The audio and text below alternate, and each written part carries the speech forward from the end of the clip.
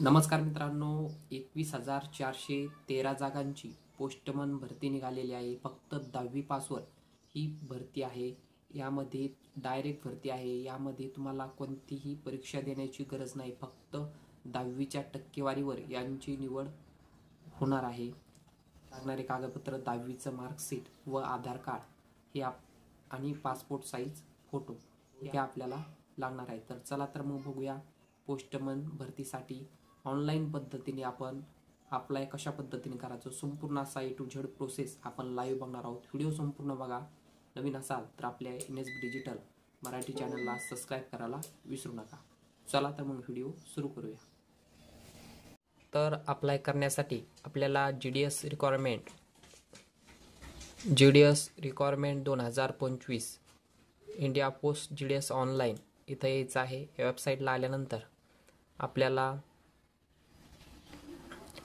महाराष्ट्र राज्य सिलेक्ट करायचं आहे. किती जागा आहे हे बघण्यासाठी आपल्याला संपूर्ण जे जिल्हे आहेत, कोणकोणत्या जिल्ह्यामध्ये किती जागा आहे सगळे डिव्हिजन निवडून आपण इथं चेक करू शकता. व्ह्यू पोस्ट करून आपण इथं चेक करू शकता. ह्या जागा पाहिल्यानंतर कोणत्या जिल्ह्याला किती जागा हे बघितल्यानंतर आपल्याला त्यानंतरच फॉर्म भरायचा आहे. पहिली स्टेप आहे रजिस्ट्रेशन. तर हे बघा रजिस्ट्रेशन. त्यानंतर आपल्याला इथं आल्यानंतर आपल्याला इथं आपला मोबाईल नंबर टाकून घ्यायचा आहे. मोबाईल नंबर टाकल्यानंतर व्हॅलिडेट मोबाईल नंबर करायचा आहे OTP आल्यानंतर. त्यानंतर आपला ईमेल ID न चुकता टाकायचा आहे. संपूर्ण असा ईमेल ID टाकून व्हॅलिडेट ईमेल करायचा आहे. त्यानंतर आपल्या 10वीच्या मार्कशीटवर जशाला तसं नाव, म्हणजे आधी आडनाव, नंतर आपलं नाव, नंतर वडिलाचं नाव, अशा पद्धतीने आपल्याला इथं नाव टाकायचं आहे संपूर्ण. त्यानंतर आपल्या वडिलाचं नाव खाली टाकायचं आहे, फादर्स नेम. त्यानंतर डेट ऑफ बर्थ जशी आपल्या आधार कार्डवर आणि आपल्या 10वीच्या मार्कशीटवर जशा पद्धतीने जन्मतारीख आहे तशा पद्धतीने ते आपल्याला टाकून घ्यायचे आहे. त्यानंतर मेल फिमेल इथं आपल्याला टाकून घ्यायचं आहे. आपल्याला खाली आल्यानंतर आपल्याला UR म्हणजे आपण ओपनमध्ये असाल तर आपल्याला UR आपल्याला चूज करायचं आहे. त्यानंतर EWS OBC SC ST अशा पद्धतीने आपल्याला कॅटेगरी सिलेक्ट करायची आहे.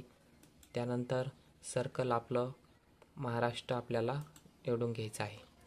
त्यानंतर आपलं पासिंग इयर काय आहे आपल्या 10वीच्या मार्कशीटवर बघायचं आहे. आपल्याला पासिंग इयर काय आहे आपलं, तर ज्या वर्षी आपण पास झाला आहात त्या वर्षीचं आपल्याला पासिंग इयर चूज करून घ्यायचं आहे. त्यानंतर साईटला दिलेला जो कॅप्चा आहे तो आपल्याला इथे टाकायचा आहे आणि सबमिट बटनावर क्लिक करायचं आहे. सबमिट बटनावर क्लिक केल्यानंतर आपली पहिली स्टेप ही कंप्लीट झालेली आहे. ओके बटनावर क्लिक करायचं आहे. त्यानंतर खाली आल्यानंतर आपल्याला आपला आधार नंबर इथं टाकून घ्यायचा आहे. त्यानंतर आपण अपंग असाल तर यस किंवा नो करायचं आहे, नसाल तर नो करायचं आहे. त्यानंतर आपल्याला 10वीमध्ये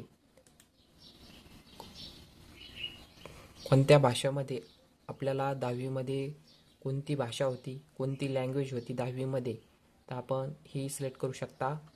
तर 10वीच्या सेकंडरी स्कूल म्हणजे 10वीला असताना आम्हाला मराठी भाषा होती, तर मराठीमध्ये आपण इथं तुमची जर सेमी असेल, इंग्रजी असेल तर तुम्ही इथं चूज करू शकता. तर मराठीमध्ये ज्यांची मराठी असेल त्यांनी मराठी करायचं आहे आणि ओके करायचं आहे. जर तुम्ही याआधी कुठं काम करत असाल, वेदर एम्प्लॉय म्हणजे इथं याआधी जर काम करत असाल येस करायचं आहे. तर काम करत असाल तर आपल्याला NOC द्यायची आहे. नसल काम करत तर नो म्हणून सिलेक्ट करायचं आहे. त्यानंतर आपल्याला आपला जो फोटो आहे पासपोर्ट फोटो 50 KB मध्ये अपलोड करायचा आहे आणि सिग्नेचर जी आहे ती 20 KB मध्ये आपल्याला इथं अपलोड करायची आहे आणि सबमिट करायचं आहे. फोटो आणि सिग्नेचर अपलोड केल्यानंतर आपल्याला सबमिट बटनावर क्लिक करायचं आहे. त्यानंतर सर्व माहिती आपल्याला चेक करून घ्यायची आहे. त्यानंतर सबमिट करायचं आहे. तर अशा पद्धतीने आपल्याला रजिस्ट्रेशन नंबर येईल. हा नंबर आपल्याला कॉपी करून घ्यायचा आहे. कंटिन्यू टू अप्लाय करायचा आहे.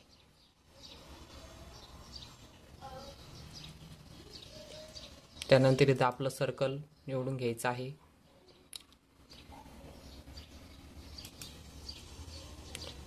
आणि सबमिट बटनावर क्लिक करायचं आहे.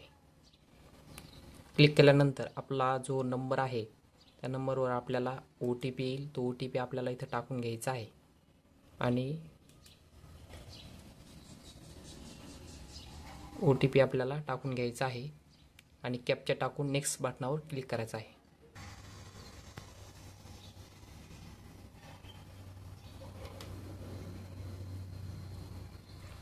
नेक्स्ट बटनावर क्लिक केल्यानंतर आपल्याला ॲड्रेस डिटेल आलेली आहे. आपला ॲड्रेस इथं संपूर्ण ॲड्रेस आपल्याला इथं टाकून घ्यायचा आहे. आपलं गावाचं नाव, पंचायत, पिनकोड, सर्व माहिती आपल्याला इथं द्यायची आहे. त्यानंतर खाली आल्यानंतर आपल्याला सिलेक्ट बोर्ड, आपलं बोर्ड सिलेक्ट करायचं आहे. महाराष्ट्र स्टेट बोर्ड आपल्याला इथं मार्क सिलेक्ट करायचे आहेत. त्यानंतर आपल्याला इथं आल्यानंतर आपल्याला आपली मार्कशीटवर फर्स्ट लँग्वेज कोणती आहे, सेकंड लँग्वेज कोणती आहे, तर आपल्याला इथं फर्स्ट लँग्वेज कोणती आहे, सेकंड लँग्वेज कोणती आहे हे आपल्याला इथं चूज करायचं आहे. आपल्या मार्कशीटवर बघून घ्या फर्स्ट लँग्वेज, सेकंड लँग्वेज आणि थर्ड लँग्वेज.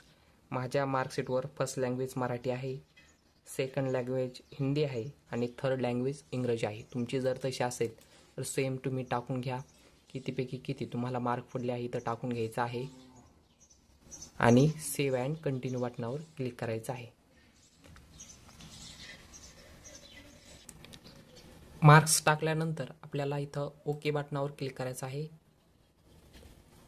ओके केल्यानंतर आपल्याला आता सिलेक्ट डिव्हिजनमध्ये आपल्याला कोणत्या ठिकाणी अर्ज करायचा आहे, कोणत्या डिव्हिजनला अर्ज करायचा आहे हे आपल्याला सिलेक्ट करून घ्यायचं आहे. तर तुम्ही जागा पाहिल्या असेल, कोणत्या डिव्हिजनला जास्त जागा आहे, कुठे जागा आहे हे बघितल्यानंतरच आपण डिव्हिजन सिलेक्ट करून आपण आपला जवळील जे आहे तिथं आपल्याला क्रमांक द्यायचा आहे. जे आपल्याला जवळ पोस्ट आहे किंवा जवळील पोस्टामध्ये आपल्याला आपला प्रेफरन्स द्यायचा आहे. 1, 2, 3, 4, 5, 6 अशा पद्धतीने आपण इथं देऊ शकता. डिव्हिजन सिलेक्ट केल्यानंतर आपल्याला डिक्लेरेशन द्यायचं आहे आणि सेव्ह प्रोसीड या बटनावर क्लिक करायचं आहे. ओके करायचं आहे.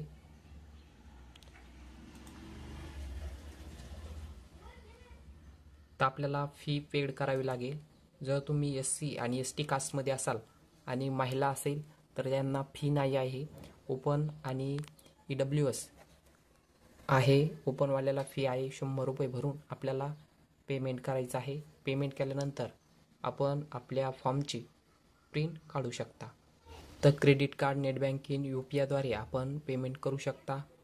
QR कोडद्वारे सुद्धा आपण पेमेंट करू शकता. तर पेमेंट करून घ्या आणि आपल्या फॉर्मची प्रिंट काढून घ्या. यानंतर कोणतीही परीक्षा नाही आहे. तुमचा मेरिट लिस्टमध्ये तुमचं नाव आल्यानंतर याचा रिझल्ट लागल्यानंतर तुम्हाला आपल्या चॅनलवर व्हिडिओ येईल. रिझल्ट लागल्यानंतर आपल्या चॅनलवर व्हिडिओ बनवला जाईल. धन्यवाद मित्रांनो. अशाच पद्धतीने महत्त्वाचे व्हिडिओ आपल्या चॅनलवर येत असतात. तर नवीन असाल तर आपल्या NSB डिजिटल मराठी चॅनलला सबस्क्राईब करायला विसरू नका. धन्यवाद.